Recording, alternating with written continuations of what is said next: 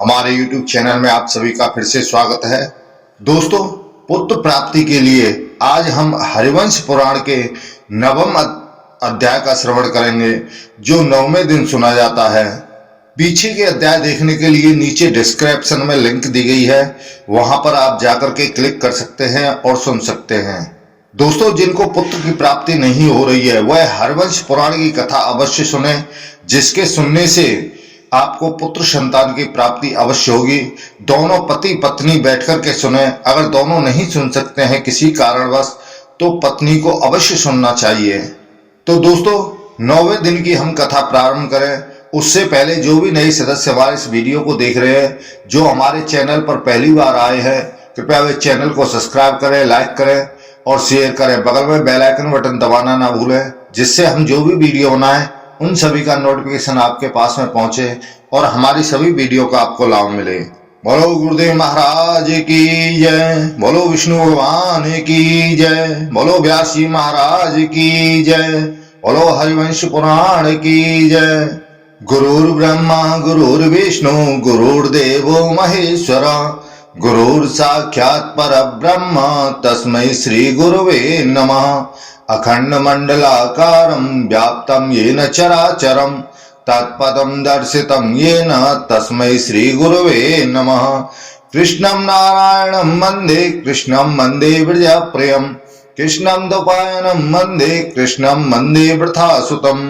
बोलो हरिवंश पुराण की जय। वैशंपायन ऋषि जी कहते हैं कि हे जन्मेजय, यदु के 5 देवोपम पुत्र हुए। पहला सहस्रद, दूसरा पयोद, तीसरा क्रोष्टा, चौथा नील और 5वां अंजिक। तो हे राजन, सहस्र के 3 परम धर्मात्मा पुत्र हुए, है और वेणु है का पुत्र धर्मनेत्र हुआ। धर्मनेत्र के कार्त और कार्त के साहज्य नामक पुत्र हुए। राजा साहज्य ने साहज्यनी नामक पुरी वसाई। साहज्य के पुत्र राजा महिष्मान हुए, जिन्होंने महिष्मती नामक नगरी बसाई थी। महिष्मान के पुत्र प्रतापी भद्रश्रेण्य थे, जो वाराणसीपुरी के अधिपति कहे गए हैं। राजा भद्रश्रेण्य का परिचय तो मैं पहले ही दे दिया है। भद्रश्रेण्य के पुत्र का नाम दुर्दम था, जो भूमंडल के विख्यात राजा थे। दुर्दम के पुत्र कनक हुए, जो बुद्धिमान और बलवान थे। कनक के 4 पुत्र हुए, जो संपूर्ण विश्व में विख्यात थे। उनके नाम इस प्रकार हैं: कृतवीर, कृतौजा, कृतवर्मा और कृताग्नि। कृताग्नि के कनक के 4थे पुत्र थे। कृतवीर से अर्जुन की उत्पत्ति हुई। अर्जुन सहस्र भुजाओं से युक्त हो 7 द्वीपों का राजा हुआ।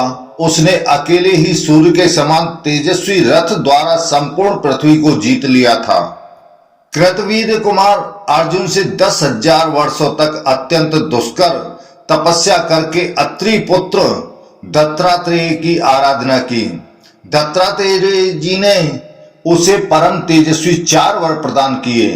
पहले तो उसने बहुत बड़ा वर यह मांगा था कि युद्ध में मेरी सहस्र भुजाएं हो जाएं। दूसरा वर था कि यदि कभी मैं अधर्म कार्य में प्रवृत्त हूं तो वहां साधु पुरुष आकर मुझे रोक दें। तीसरे वर के रूप में उसने यह प्रार्थना की कि मैं युद्ध के द्वारा पृथ्वी को जीतकर स्वधर्म पालन के द्वारा प्रजा को प्रसन्न रखूं। और चौथा वर इस प्रकार है: मैं बहुत से संग्राम करके सहस्रों शत्रुओं को मौत के घाट उतारकर संग्राम में ही रहते समय जो युद्ध में मुझसे अधिक शक्तिशाली हो, उसके द्वारा वध को प्राप्त हूं।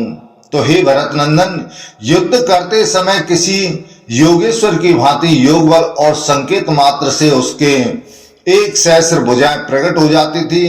राजा अर्जुन ने 7 द्वीप, समुद्र, पतन और नगरों सहित सारी पृथ्वी को उग्रक्रम यानी युद्ध के द्वारा जीत लिया था। हे जन्मेजय, उस राजा ने 7 द्वीपों में विधि पूर्वक 700 यज्ञ किए थे। ऐसा सुना जाता है कि महाबाहु अर्जुन के वे समस्त यज्ञ प्रचुर दक्षिणा देकर संपन्न किए गए थे।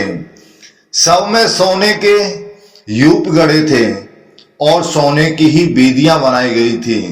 महाराज विमानों पर बैठे हुए संपूर्ण देवता, गंधर्व और अप्सराएं सदा ही उन यज्ञों को अलंकृत और सुशोभित करती थीं। कार्तवीर्य के यज्ञ में उसकी महिमा से चकित होकर बलिदास के विद्वान पुत्र नारद नामक गंधर्व ने इस गाथा का गान किया था।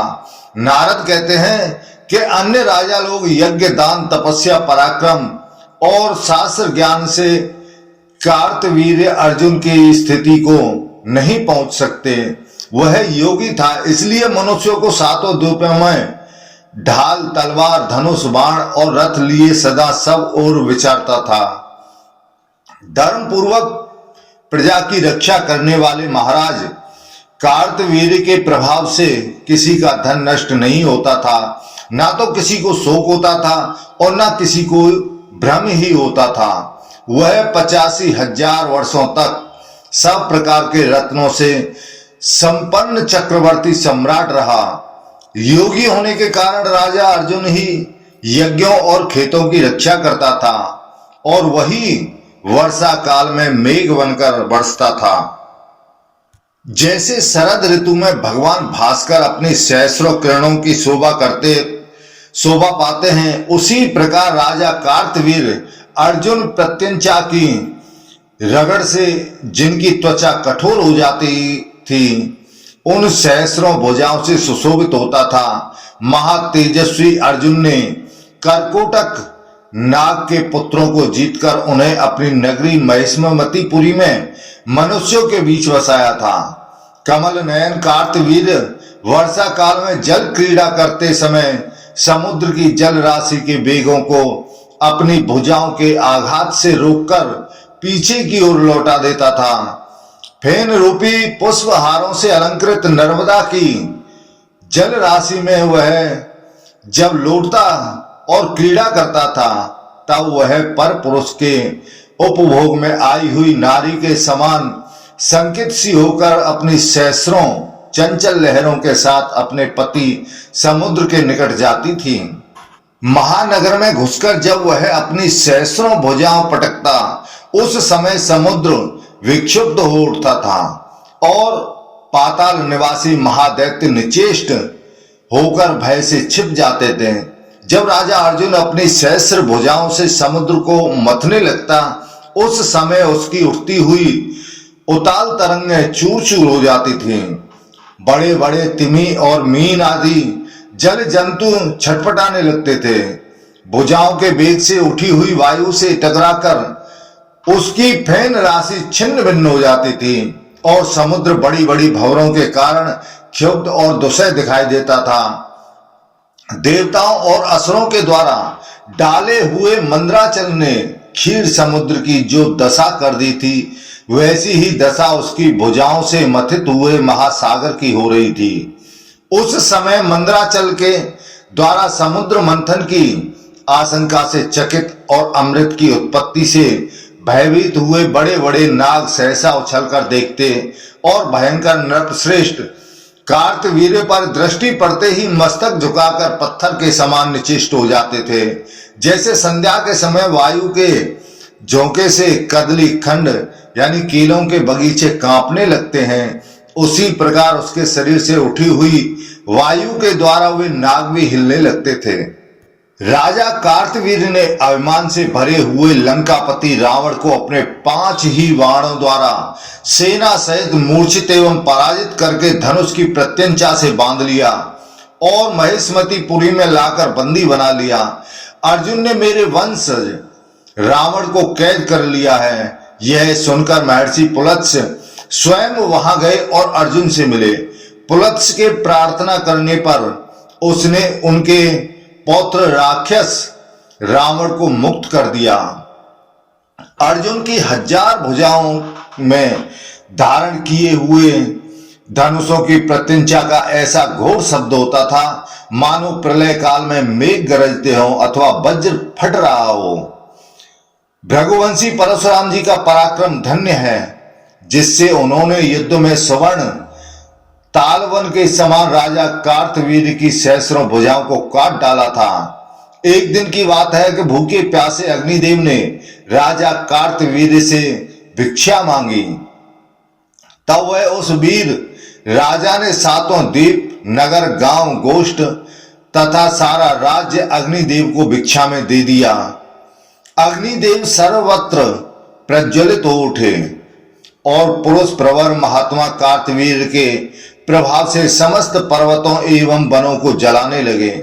कार्तवीर्य की सहायता से अग्नि ने दूसरे साधारण वनों की भांति वरुण पुत्र के रमणीय आश्रम को भी सूना पाकर डरते डरते जला दिया। पूर्व काल में वरुण ने जिन तेजस्वी एवं श्रेष्ठ महर्षि को पुत्र रूप में प्राप्त किया था, उनका नाम वशिष्ठ है।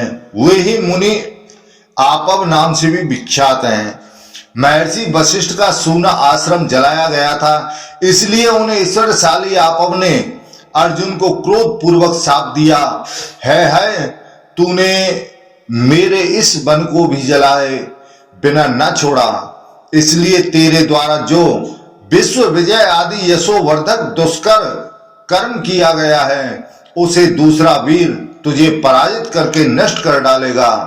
जमदग्नि के प्रतापी पुत्र महाबाहु परशुराम बलवान और तपस्वी ब्राह्मण हैं। वे भृगुवंशी वीर तुझे बलपूर्वक मथ डालेंगे और तेरी इन सहस्र भुजाओं को काटकर तुझे भी मौत के घाट उतार देंगे।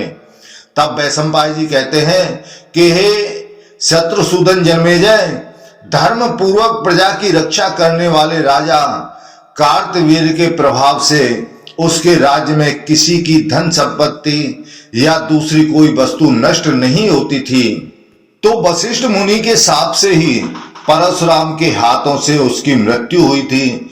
उसने स्वयं ही पहले इसी तरह का वर मांगा था। महामना कार्तवीर्य के 100 पुत्र थे, किंतु उनमें 5 ही शेष बचे थे। वे सभी अस्त्र शस्त्रों के ज्ञाता, बलवान, सूर, धर्मात्मा और यशस्वी भी थे। उनके नाम ये थे सूरसेन, सूर, दृष्ट, कृष्ण और जयध्वज। इनमें जयध्वज अवंती देश के महाराज थे। कार्तवीर्य के ये सभी पुत्र बलवान और महारथी थे। जयध्वज के पुत्र महाबली तालजंग हुए।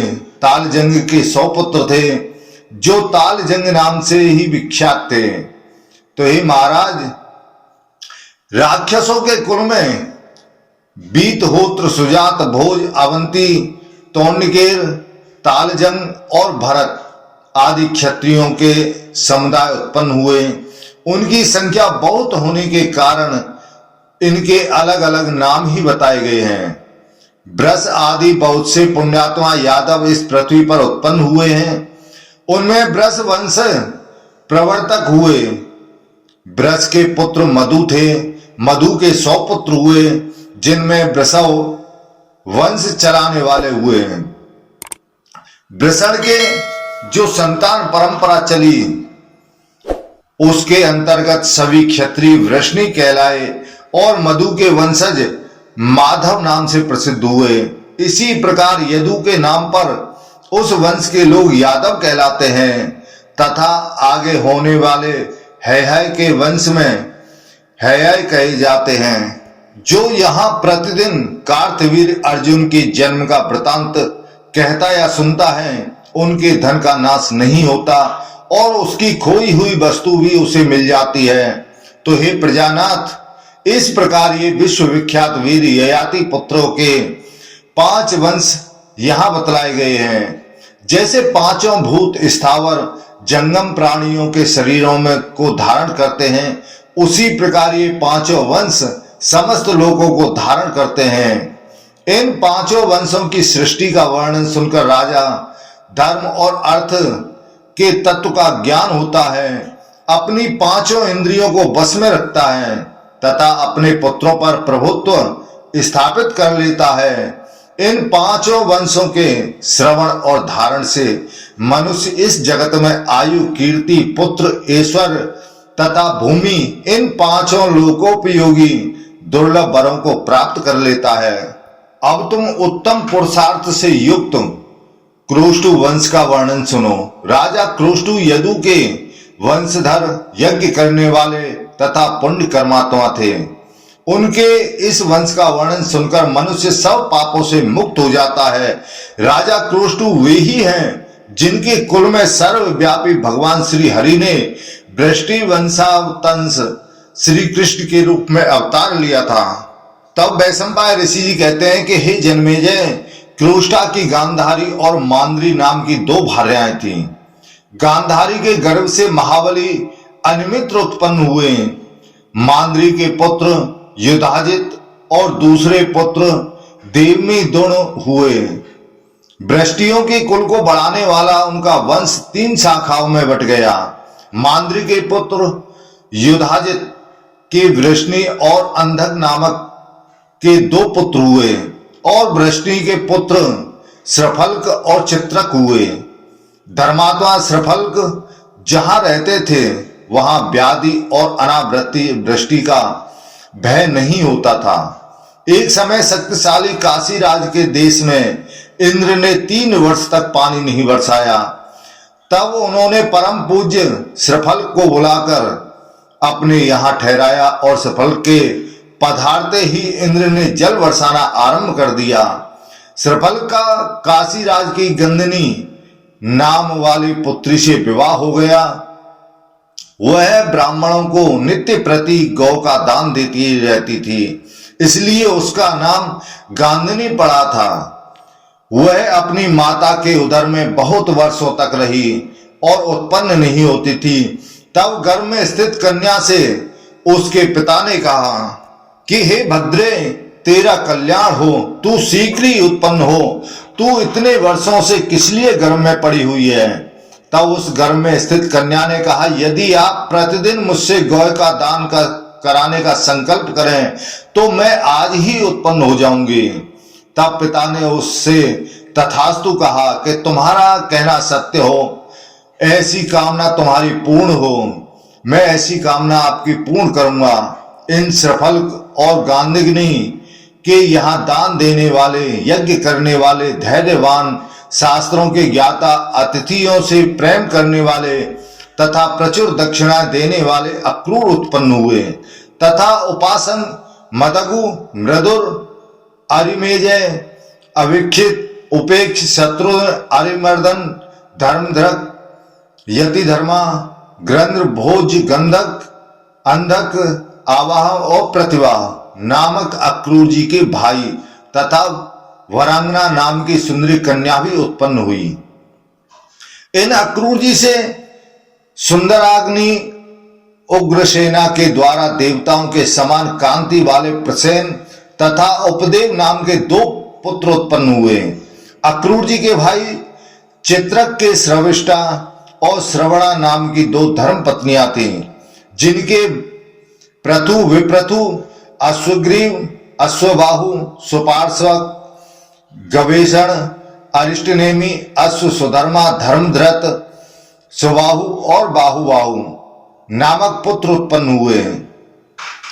क्रोष्टा के तृतीय पुत्र देवमेणुष के अश्वमकी नाम की पत्नी से सूर नामक उत्पन्न हुआ। सूर के भोजराज कुमारी से 10 पुत्र उत्पन्न हुए। पहले महाबाहु वसुदेव जी उपनाम आनक दुंदुभी उत्पन्न हुए।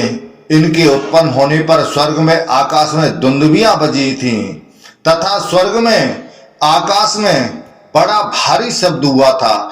इसी से वसुदेव जी का नाम आनक दुंदुभी पड़ा। साथ ही इनके उत्पन्न होने पर सूर के घर में पुष्पों की भारी वर्षा हुई थी। पुरुषों के अग्रगण्य वसुदेव जी की कांति चंद्रमा के समान थी। इनके समान रूपवान संपूर्ण मनुष्य लोक में और कोई नहीं था। वसुदेव जी के बाद सूर के यहाँ देवभाग, देवश्रवा, अनादृष्टि, कनवक, वत्सावान, ग्रंजिक, श्याम, समीक और गंडूस नामक पुत्र तथा प्रथु कीर्ति, प्रथा, श्रुतदेवा, सूत्रसभा और राजादि देवी नाम की 5 कन्या उत्पन्न हुई, जो रमणियों में रत्न के समान थी। ये 5 कन्या वीर पुत्रों की माता थीं। राजा कुंती ने प्रथा को अपनी पुत्री बनाने के लिए मांग लिया। इस पर सूरसेन ने प्रथा को पूज्य तथा वृद्ध राजा कुंती भोज को दे दिया। इस कारण प्रथा कुंती भोज की पुत्री और कुंती नाम से विख्यात हुई। अंत के श्रुत देवा जग्रहु नामक पुत्र उत्पन्न हुआ तथा चेदवंशी दमघोष के श्रुतसवा से महाबली शिशुपाल उत्पन्न हुआ। यह सबसे पहले जन्म में दैत्यराज हिरण्यकश्यपु था। वृद्ध शर्मा के प्रथु कीर्ति के करुष देश का स्वामी महाबली वीर दंतवक्र उत्पन्न हुआ। कुंती भोज ने जिन प्रथा को अपनी पुत्री बना लिया था उनका विवाह पांडु के साथ हुआ। उन प्रथा के धर्म के जानने वाले राजा युधिष्ठिर धर्म से उत्पन्न हुए और वायु से भीमसेन तथा इंद्र से संसार के अनुपम वीर इंद्र के समान पराक्रमी धनंजय अर्जुन उत्पन्न हुए। क्रोष्टा के सबसे छोटे पुत्र सकल वृष्टिवंशियों को प्रसन्न करने वाले अनिमित्र से सिनी उत्पन्न हुए। उनसे सैन्य उपनाम सत्यक हुए और उनसे युयुधान उपनाम वाले सात्विक हुए। युयुधान के पुत्र असंग हुए और असंग के पुत्र भूमि हुए। भूमि के पुत्र युगधर हुए। यहां पर क्रोष्टा का वंश समाप्त होता है। वसुदेव जी के भ्राता देवभाग के उद्धव नामक महाभाग्यवान पुत्र उत्पन्न हुए। ये उद्धव देवताओं के समान कीर्ति वाले और परम पंडित के रूप में प्रसिद्ध हुए। वसुदेव जी के तीसरे भाई अनादृष्टि ने अस्मकी से यशस्वी नामक पुत्र को उत्पन्न किया और दूसरे भाई देवश्रवा ने शत्रुओं को हटाने वाले शत्रुघ्न नामक पुत्र को उत्पन्न किया। किसी के कारण बस बालकपन में ही त्याग दिए जाने के कारण इस देवश्रवा के पुत्र को निषादों ने पालकर बड़ा किया था। इसलिए यह निषाद वंशी एकलव्य के नाम से प्रसिद्ध हुआ। सूर्य नंदन प्रतापी वसुदेव जी ने अपने छोटे भाई पुत्रहीन वत्सवान को अपना औरस पुत्र कौशिक जल से संकल्प करके दे दिया। इसी प्रकार श्री कृष्ण ने वसुदेव जी के दूसरे छोटे भाई अपुत्र गंडूस को चारों देश सुचारु पांचाल कृतलक्षण नाम के अपने 4 पुत्र दे दिए। रुक्मिणी के छोटे भाई महाभोज चारों देश ने युद्ध किए बिना रणभूमि से कभी नहीं लौटते थे। उनके पीछे हजारों कोए और इस इच्छा से जाते थे कि इनके द्वारा मारे गए शत्रुओं का चारों स्वादिष्ट मांस हम खाएंगे। इस प्रकार कौए को चारों स्वादिष्ट भोजन देने वाले होने से ये चारों देश कहलाए। वसुदेव के भाई कनवक के तंद्रिज और तंद्रीपाल नामक 2 पुत्र हुए तथा ग्रंजिम के वीर और अश्वहन नामक 2 वीर उत्पन्न हुए। वसुदेव जी के छोटे भाई श्याम अपने छोटे भाई समी को अपने पुत्र के समान मानते थे। इस कारण श्याम के पुत्र समीक हुए। इन समीक ने राज्य किया था। उन्होंने भोज होने के कारण अर्थात भोजवंशी एक वंश के और एक देश के ही राजा हैं, यह निंदा मानकर उन्होंने राजसूय साम्राज्य पाया था। समीक के शत्रुनाशक अजात शत्रु नामक पुत्र हुआ। अब मैं वसुदेव जी के वीर पुत्रों का वर्णन करता हूं, आप उसे सुनिए। जो मनुष्य वृष्टि के बहुत सी शाखाओं वाले महापराक्रमी पुरुषों से सुशोभित इस 3 प्रकार के बड़े विशाल वंश के वृतांत को मन में धारण करता है वह संसार के अनर्थों से मुक्त रहता है। तब वैशंपायन ऋषि जी कहते हैं कि हे जन्मेजय, वसुदेव जी की 14 सुंदराग्नि पत्नियां थीं। उनमें रोहिणी और रोहिणी से छोटी इंद्रा, वैशाखी, भद्रा और 5वीं सुनामनी, ये 5 पौर वंश की थीं। तथा सहदेव, शांति देवा, श्रीदेवा, देवरक्षिता, ब्रक देवी, उपदेवी और 7वीं देवकी, ये 7 देवकी देवक की पुत्रियां थीं। तथा सुतनु और बड़वा, ये 2 उनकी परिचर्या करने वाली स्त्रियां थीं। पौरव वंश की कुमारी रोहिणी महाराज शंतनु के बड़े भाई वाल्मीकि की पुत्री थी। वे वसुदेव जी की प्रियतमा बड़ी पत्नी थी। रोहिणी के ज्येष्ठ पुत्र बलराम और उनसे छोटे सारण, सठ, दुर्दम, दमन, स्वब्र, पिंडारक और उसीनर ये उत्पन्न हुए तथा चित्रा नाम की पुत्री उत्पन्न हुई। यह चित्रा एक अप्सरा थी जो रोहिणी के गर्भ से उत्पन्न होते ही मर गई थी। इसने मरते समय अपने को धिक्कारा था कि मैं यादव कुल में जन्म धारण करके भी यदुवंश में उत्पन्न होने वाले भगवान की लीलाओं को न देख सकी। इस वासना के कारण यह चित्रा ही दूसरी बार सुभद्रा बनकर उत्पन्न हुई। इस प्रकार रोहिणी के 10 संतानें उत्पन्न हुई थीं। वसुदेव जी से देवकी द्वारा महायशस्वी श्री कृष्ण उत्पन्न हुए और बलराम जी से रेवती के द्वारा उनके प्रिय पुत्र निषट उत्पन्न हुए। अर्जुन से सुभद्रा द्वारा रथी अभिमन्यु उत्पन्न हुए और अक्रूर से काशीराज कुमारी द्वारा सत्यकेतु उत्पन्न हुए। वसुदेव जी की 7 महाभाग्यवती पत्नियों से जो सूरवीर उत्पन्न हुए हैं उनके नाम मैं तुमसे कहता हूं। भोज और विजय ये 2 शांति देवा के पुत्र थे तथा ब्रगदेव और गद ये 2 नाम सुनामनी के पुत्र थे। देवरक्षिता के पुत्र उपासंगवर हुए और ब्रगदेवी के पुत्र महात्मा अगावय हुए। ब्रगदेवी त्रिगर्त राज की कन्या थी। त्रिगर्त राज का भर्ता यानी पुरोहित गर्ग गोत्री शैसी रायण था।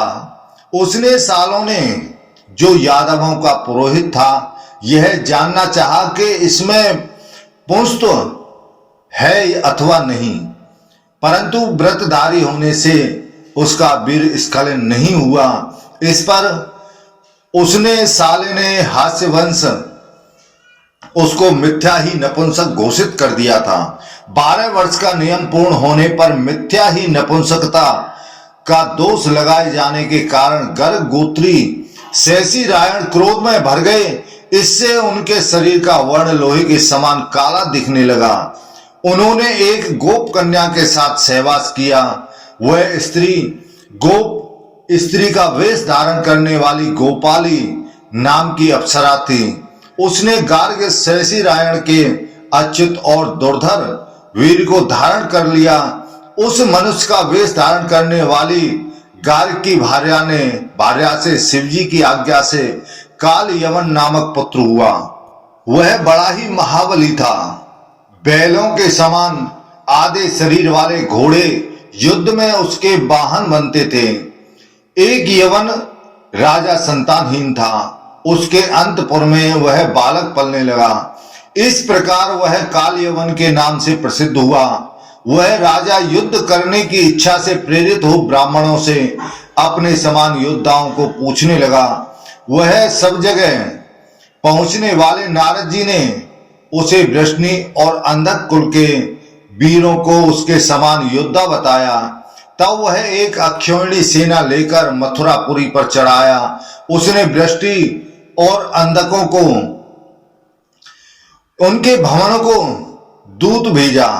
तब काल यवन के डर से वृष्टि और अंधकों ने महामति श्री कृष्ण के पतित्व में इकट्ठे होकर मंत्रणा की।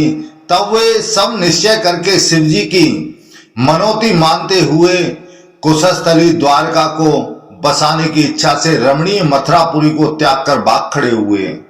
जो विद्वान पुरुष इंद्रियों को वश में करके पवित्र होकर श्री कृष्ण के जन्म की इस कथा को पर्व के समय सुनाता है उसका ऋण चुक जाता है और उसको परम सुख की प्राप्ति होती है। तब वैशंपायन ऋषि जी कहते हैं कि हे जन्मेजय, यदु के पुत्र क्रोष्टा के ही एक ब्रजनीवान नामक महायशस्वी पुत्र हुए। ब्रजनीवान के पुत्र स्वाही हुए। वे स्वाहा अर्थात होम करने वालों में श्रेष्ठ थे। जिस प्रकार क्रोष्टा के वंश में श्री कृष्ण उत्पन्न हुए उसी प्रकार क्रोष्टा के वंश में सत्यभामा आदि भी हुई। क्षत्रियों में एक कुल के होने पर भी 7 पीढ़ियां बीत जाने के बाद पुरोहित के गोत्र से यजमान क्षत्रिय का भी गोत्र बदल जाता है। और इस प्रकार गोत्र भेद से उनमें विवाह हो जाता है। इस अध्याय में क्रोष्टा के वंश की उस शाखा का वर्णन किया जाएगा जिसमें महालक्ष्मी जी की अवतार रूपा ईश्वरी शक्ति श्री रुक्मणी जी उत्पन्न हुई थी। स्वाही के पुत्र रोसदगु हुए। वे अच्छे बोलने वाले थे और बड़ी बड़ी दक्षिणा वाले अनेक प्रकार के महायज्ञ करते रहते थे। उनकी यह इच्छा थी कि मेरे यहाँ पुत्र पौत्रों वाला श्रेष्ठ पुत्र उत्पन्न हो। इस प्रकार पुत्रेष्टि आदि यज्ञ कर्म करते करते उनके यहाँ चित्ररथ नामक पुत्र उत्पन्न हुआ। चित्ररथ के वीर शशिबिंदु हुए। वे बड़ी बड़ी दक्षिणा वाले यज्ञ करके राजर्षियों के श्रेष्ठ आचरण का पालन करते रहते थे। शशिबिंदु के पुत्र महायशस्वी राजा पृथुश्रवा हुए। पुराणों के जानने वाले कहते हैं कि पृथुश्रवा के पुत्र उत्तर हुए। उत्तर के पुत्र सुयज्ञ हुए। सुयज्ञ के पुत्र उसत हुए। कामना करने वालों में श्रेष्ठ उसत अपने संपूर्ण धर्मों और यज्ञों का अनुष्ठान सदा करना चाहते थे। तो हे राजन, उसत के पुत्र शत्रुओं को संतप्त करने वाले स्नेह हुए। उनके पुत्र राजर्षि मरुत हुए। मरुत के ज्येष्ठ पुत्र कमलभरेशी हुए जो मरण के अनंतर फल देता है। अपने जीवन में वह उस महान धर्म का आचरण करने लगे। कमलभरेशी बेटों पोतों से समृद्ध पुत्र पाना चाहते थे। उस धर्मानुष्ठान के फल स्वरूप उनके रुक्मण वच नाम का पुत्र उत्पन्न हुआ जो 100 बालकों में अकेला बचा था। रुक्म कवच ने युद्ध में धनुष और कवचों को धारण करने वाले 100 योद्धाओं को मारकर बड़ी भारी कीर्ति पाई थी। रुक्म कवच के पुत्र शत्रु वीर नाशक पराजित हुए। पराजित के महावीरवान 5 पुत्र हुए। रुक्मेशु, पृथुरुक्म, ज्यामग, पालित और हरि। उनके पिता पराजित ने पालित और हरि को विदेह देश का पालन करने के लिए वहां के राजा को दे दिया। रुक्मेशु पृथुरुक्म का आश्रय लेकर राजा बन गया था। उन देशों ने ज्यामक को राज्य से निकाल दिया तथा ज्यामक आश्रम में रहने लगा। वह वृद्ध होने से शांत होकर वन में पड़ा रहता था, परंतु ब्राह्मणों ने तप आदि के द्वारा उसको बलवान बना दिया। तब रथी ज्यामक ने एक ध्वजा वाले रथ में बैठकर एक दूसरे देश को जीत लिया। उसने अकेले ही नर्मदा के किनारे की मृत्तिकावती नगरी को और ऋक्षवान पर्वत को जीतकर सुक्तिमतीपुरी में अपना निवास स्थान बनाया। ज्यामक की भार्या सती सेव्या बड़ी बलवती थी, इसलिए ज्यामक ने पुत्रहीन होने पर भी दूसरा विवाह नहीं किया। उसने एक युद्ध में विजय होने पर एक कन्या प्राप्त हुई।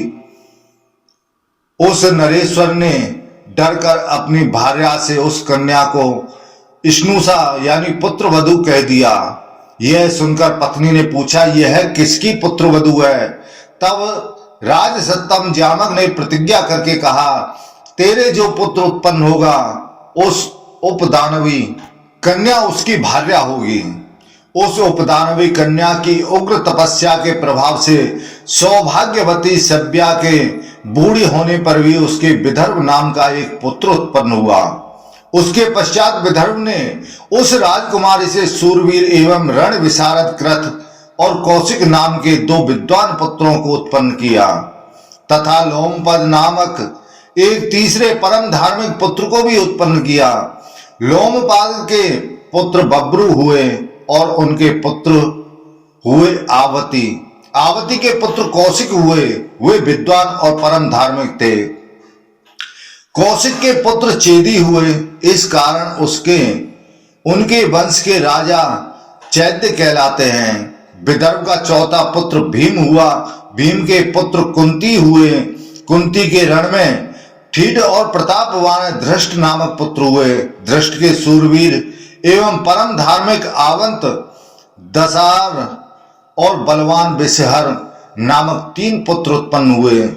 दसार के पुत्र व्योम हुए और व्योम के पुत्र जीमत हुए। जीमत के पुत्र बृहति और उनके पुत्र भीमरथ हुए। भीमरथ के पुत्र नवरथ हुए और नवरथ के पुत्र दशरथ हुए और दशरथ के पुत्र शकुनी हुए। शकुनी के पुत्र कारम्ब हुए और करम्ब के पुत्र राजा देवरात हुए। देवरात के पुत्र देवक्षत्र हुए। देवक्षत्र को आनंद देने वाले महायशस्वी देवक्षत्री हुए। वे देवताओं के बालकों के समान तेजस्वी थे। उनका नाम मधु था। उनकी वाणी भी मधुर थी। वे मधु वंश के प्रवर्तक राजा थे। मधु के वैधर्वी से मरुवश नामक पुत्र उत्पन्न हुआ। मरुवश के पुत्र पुरुषोत्तम पुरुद्वान हुए। उन्हीं के विदर्भ राजकुमारी भद्रवती के कुरुवंश की वृद्धि करने वाला मधु नामक पुत्र हुआ और इक्ष्वाकु वंश की भार्या से सत्वान नामक पुत्र उत्पन्न हुआ। सत्वान सर्वगुण संपन्न थे और अपने वंश में सात्वकों की कीर्ति को बढ़ाने वाले थे। मनुष्य महात्मा जामक के पुत्र वंश का परिचय प्राप्त कर परम कीर्ति पाता है और संतानवान हो जाता है। तब वैशंपायन ऋषि जी कहते हैं कि हे जन्मेजय, सत्वान उपनाम वाले सत्व से कौशल्या ने भजमान दिव्य राजा देवाव्रत, महाबाहु अंधक और यदुनंदन वृष्टि नामक सत्व संपन्न पुत्रों को उत्पन्न किया। उनके 4 वंश चले, उनको आप विस्तार पूर्वक सुनिए। भज नाम के संजय की पुत्री वायिका और उपवायिका का नाम वाली 2 स्त्रियां थीं। उनसे उसके बहुत से पुत्र उत्पन्न हुए। भजमान के संजय की पुत्री वायिका से क्रमण दृष्ट सूर और पुरंजय नामक पुत्र उत्पन्न हुए। उन्हीं भजमान के संजय की दूसरी पुत्री उपवायिका से अयुताजित, सहस्राजित, सताजित और दासक नाम के पुत्र उत्पन्न हुए। यज्ञ करने वाले राजा देवाव्रत ने मेरे सर्वगुण संपन्न पुत्र हों इस निश्चय के साथ बड़ा भारी तप किया था। वे राजा अपने चित्त में ऐसा निश्चय करके पर्णासा नदी के जल में खड़े होकर तप करते थे। अपने जल में सदा खड़े रहने वाले राजा का नदी से प्रिय करना चाहा। उसको ऐसी कोई स्त्री नहीं दिखी जिसके द्वारा ऐसा पुत्र उत्पन्न हो सके। तब चिंता से व्याप्त होकर नदियों में श्रेष्ठ पर्णासा ने उस राजा का कल्याण करने के लिए एकांत में यह विचार किया कि मैं ही इनकी सहचारणी बन जाऊं। उसके पश्चात उसने कुमारी बनकर श्रेष्ठ रूप धारण करके राजा को वरना चाहा और राजा ने उसको पत्नी बनाना चाहा। उसके पश्चात उन महा बुद्धिमान राजा ने उसमें तेजस्वी गर्भ को स्थापित किया। तब उस नदियों में श्रेष्ठ पर्णासा ने राजा देवाव्रत के वीर्य में से 10वें महीने में सर्वगुण संपन्न बब्रू नामक पुत्र उत्पन्न किया। इस वंश के प्राचीन इतिहास को जानने वाले लोग महात्मा देवाव्रत के गुणों का इस प्रकार कीर्तन करते थे। महात्मा देवाव्रत को हम जैसे दूर देशों में देखते थे वैसे ही उनको समीप में आकर के देखते थे। जो पास में आ जाते तब उसको देखते थे। अर्थात उनके योग बल से अनेक रूप धारण कर सभी जगह एक रूप में विराजमान दिखते थे। बब्रू मनुष्यों में श्रेष्ठ हैं और देवाव्रत देवता के समान हैं। 7066 पुरुषों सहित बब्रू और देवाव्रत अमृतत्व को प्राप्त हो गए, अर्थात संग्राम भूमि में अपने प्राणों को त्याग कर ब्रह्मलोक को चले गए।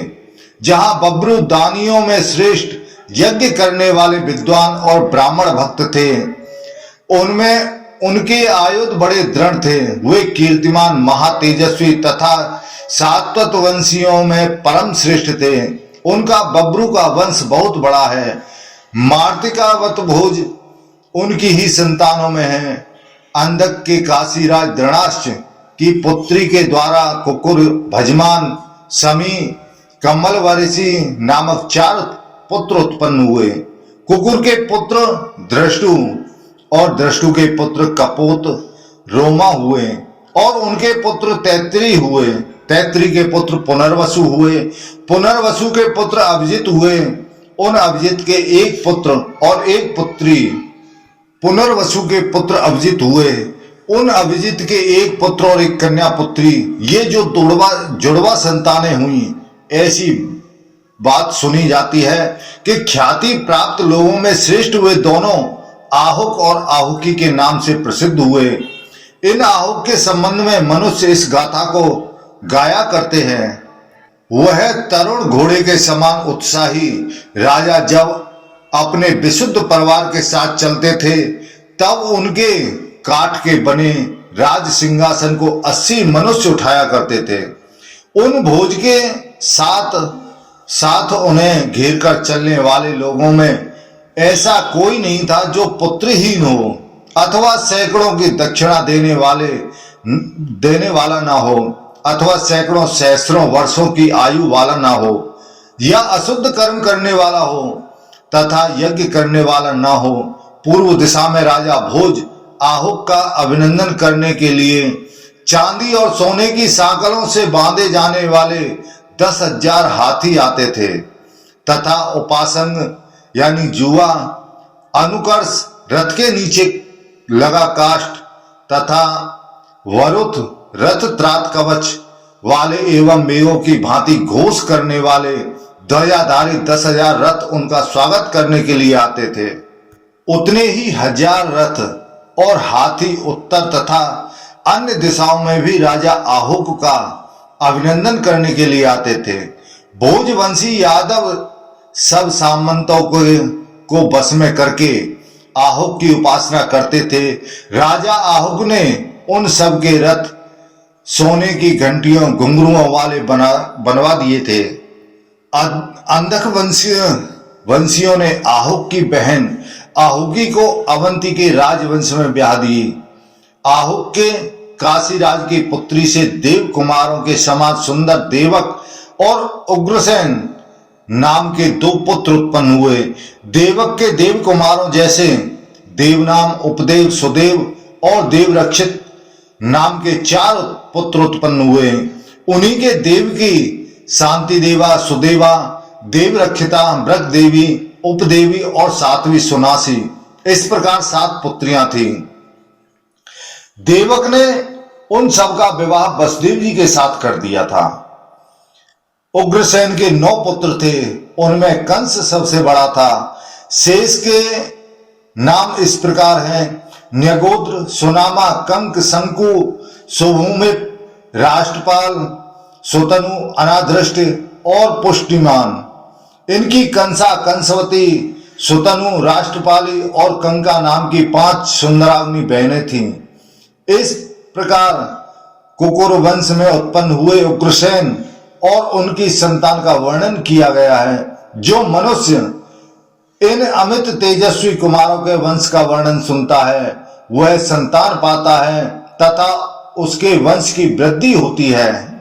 तब वैशंपायन ऋषि जी कहते हैं कि हे राजन, अंधक पुत्र भजमान के रथियों में मुख्य विदुरथ नामक पुत्र हुआ। विदुरथ के पुत्र सूरवीर राजादिदेव हुए। राजादिदेव के बलवान दत्त और अति दत्त, सोणास्व, श्वेतवाहन, शमी, दंड शर्मा, दंड शत्रु और शत्रुजित नामक परम बलवान पुत्र उत्पन्न हुए और श्रवणा तथा श्रविष्ठा नाम की 2 कन्याएं उत्पन्न हुई। शमी के पुत्र प्रति क्षत्र हुए। प्रति क्षत्र के पुत्र स्वयंभोज और स्वयंभोज के पुत्र हृदिक हुए। हृदिक के सभी पुत्र भयंकर पराक्रमी थे। उनमें कृतवर्मा सबसे पहले उत्पन्न हुए और शतधन्वा उनके मझले पुत्र थे। देवर्षि च्यवन के वचन से शतधन्वा के भिषक, वैतरण, सुदांत और वेदांत नामक 4 पुत्र उत्पन्न हुए तथा कामदा और कामदंतिका नाम की 2 पुत्रियां उत्पन्न हुई।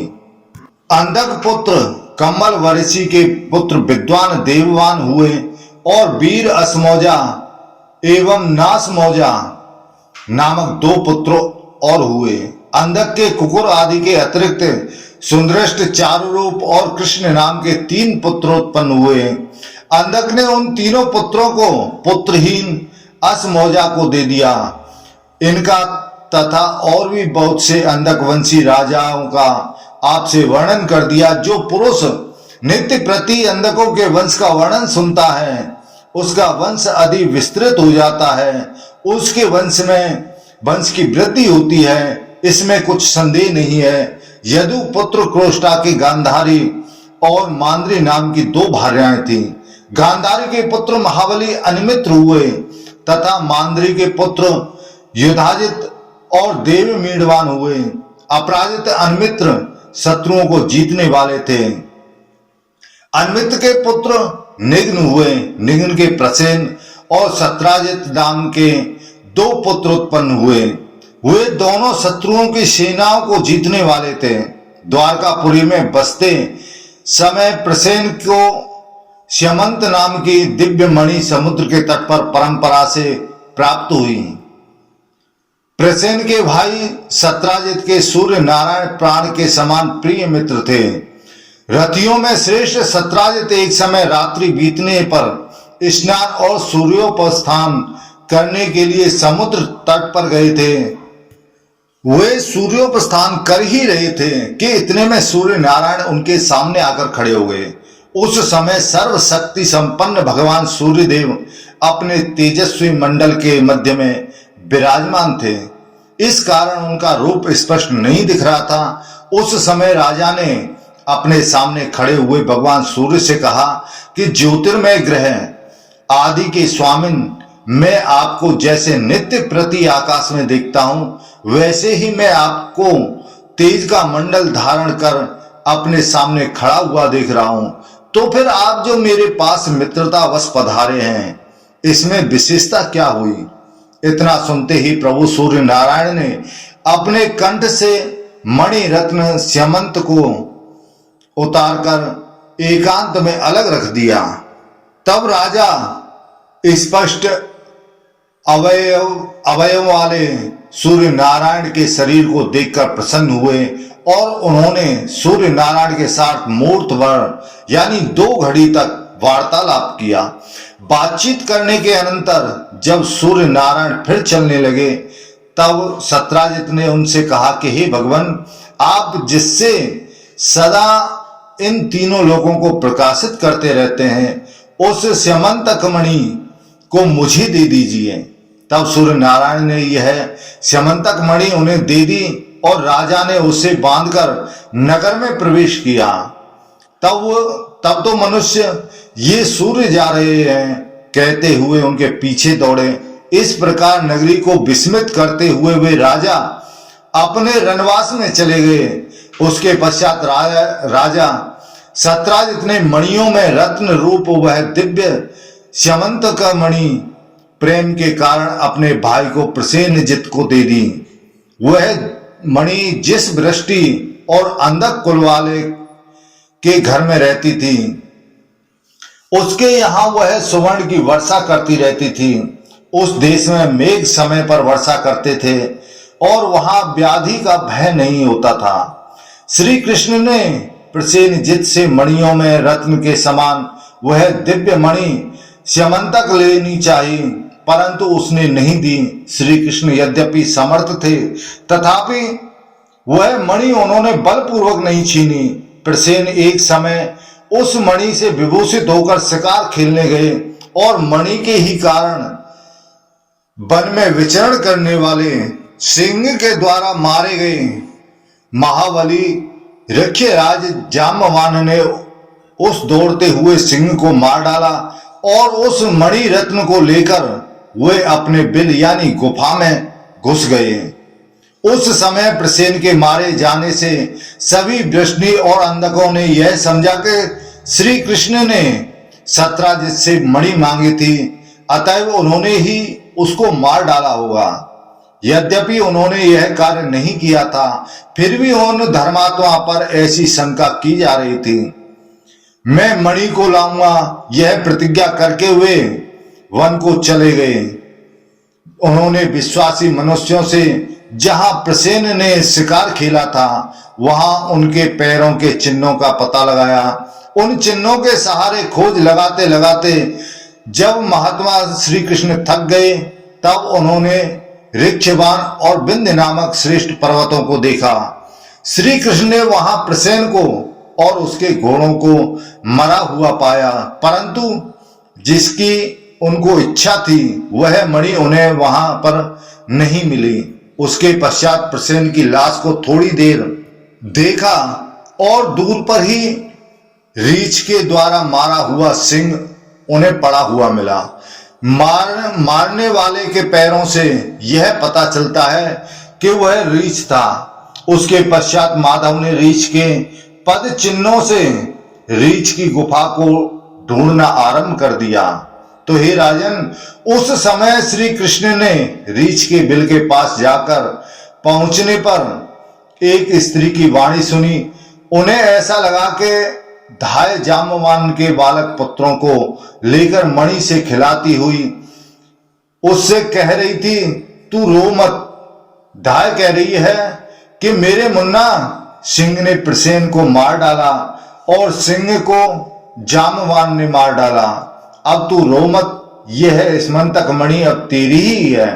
जब धाय की बात उन्होंने स्पष्ट सुन ली, तब भगवान ने बलराम को और यादवों को तो गुफा के द्वार पर खड़ा कर दिया और स्वयं मौन होकर सीधे उस गुफा में घुस गए। इस प्रकार सार्ग धनुषधारी भगवान ने गुफा में आगे बढ़कर जाम्बवान को देखा। वसुदेव नंदन गोविंद जाम्बवान के साथ अपनी भुजाओं से ही 21 दिन तक बिल में यानी गुफा में युद्ध करते रहे। श्री कृष्ण के गुफा में प्रवेश करने के बाद बहुत दिनों तक न लौटने पर बलदेव आदि ने द्वारका में जाकर कहा कि श्री कृष्ण मारे गए। उधर श्री कृष्ण ने महाबली जाम्बवान को जीतकर ऋक्षराज की प्यारी पुत्री जाम्बवंती से विवाह किया और अपनी निर्दोषता सिद्ध करने के लिए स्यमंतक मणि को उससे ले लिया। उसके पश्चात श्री कृष्ण जाम्बवान से अनुनय विनय करके गुफा से निकल आए और परम शोभा पाते हुए द्वारका को चल दिए। भगवान अच्युत ने इस प्रकार मणि को लाकर सब सात्वतों की सभा में अपनी विशुद्धता को प्रमाणित कर वह मणि सत्राजित को दे दी थी। शत्रु नाशक श्री कृष्ण ने इस प्रकार मिथ्या दोष लगने के कारण स्यमंतक मणि को जीत कर लाने के बाद अपने आप को निर्दोष सिद्ध कर दिया। सत्राजित के 10 भार्याएं थीं, उनके 100 पुत्र हुए। उनमें 3 प्रसिद्ध थे, जिनमें सबसे बड़ा भंगकार था, दूसरा वीर बातपति था और तीसरे का नाम उपस्वावान था। तो हे राजन, इसी प्रकार स्त्रियों में रत्न स्वरूपा सत्यभामा, दृढ़ व्रत धारणी व्रतनी और प्रस्वापनी, ये उनकी 3 पुत्रियां थीं, जो दिशा विदिशाओं में प्रसिद्ध थीं। इनमें से उसने सत्यभामा का विवाह श्री कृष्ण के साथ कर दिया। भंगकार के पुत्र समाख्य और नारे हुए। ये दोनों अपने रूप और गुणों के कारण मनुष्यों में उत्तम माने जाते हैं। अब क्रोष्टा की छोटी रानी माद्री के पुत्र युधाजित के वंश का वर्णन किया जाता है। माद्री कुमार युधाजित के पुत्र प्रश्नी हुए तथा प्रश्नी के पुत्र शफल्क और चित्रक हुए। शफल्क का विवाह काशीराज की पुत्री गांधनी से हुआ था। इन गांधनी के पिता अपनी पुत्री से प्रतिदिन गोदान कराया करते थे। उन गांधनी से महाभाग्यवान अक्रूर जी उत्पन्न हुए। ये महाबाहु अक्रूर शास्त्र के रूप में प्रसिद्ध थे। उन्होंने यज्ञ करके बड़ी बड़ी दक्षिणाएं दी थी। गांधनी के अक्रूर जी के अतिरिक्त उपासन, मृदगु, मृदुर, अरिमेजय, अविक्षित, उपेक्ष, शत्रुघ्न, अरिमर्दन, धर्मद्रक, यति धर्मा, ग्रंद्र, भोज, अंधक, आवाह और प्रतिभा नामक पुत्र तथा वरांगना नाम की सुंदरी कन्या भी उत्पन्न हुई थी। वे सांब देश की रानी प्रसिद्ध है। इनकी रूप यौवन से संपन्न एवं सब प्राणियों को मन को मोहित करने वाली कन्या का नाम वसुंधरा था। अक्रूर से उग्रसेनी के द्वारा देवताओं के समान कांति वाले प्रसेन और उपदेव नाम के 2 पुत्र उत्पन्न थे। अक्रूर के चाचा चित्रक के श्रवणा और श्रविष्ठा नाम की 2 धर्मपत्नियां थीं। उनसे प्रथु, विप्रथु, अश्वग्रीव, अश्वबाहु, सुपार्श्वक, गवेषण, अरिष्टनेमी, अश्व सुधर्मा, धर्मव्रत, सुबाहु और बाहुबाहु नामक पुत्र हुए। जो पुरुष श्री कृष्ण के इस मिथ्या कलंक की कथा को पढ़ता है उसको झूठे दोष कभी नहीं लगते हैं। तो इस तरह से जो भी व्यक्ति हरिवंश पुराण की कथा सुनता है उसके घर में संतान की उत्पत्ति होती है, उसको वंश वृद्धि होती है, उसके वंश में बुद्धिमान महातेजस्वी पुत्र उत्पन्न होता है। तो दोस्तों, आज हमने आपको 90 दिन की कथा का श्रवण कराया है। हरिवंश पुराण की जो भी कथा सुनता है उसके घर में वंश की वृद्धि होती है। बोलो हरिवंश पुराण की जय, बोलो विष्णु भगवान की जय, बोलो व्यास जी महाराज की जय। तो दोस्तों, यह वीडियो आपको कैसा लगा? हमें उम्मीद है अच्छा लगा होगा। कृपया चैनल को सब्सक्राइब जरूर करें। जय श्री राधे कृष्ण।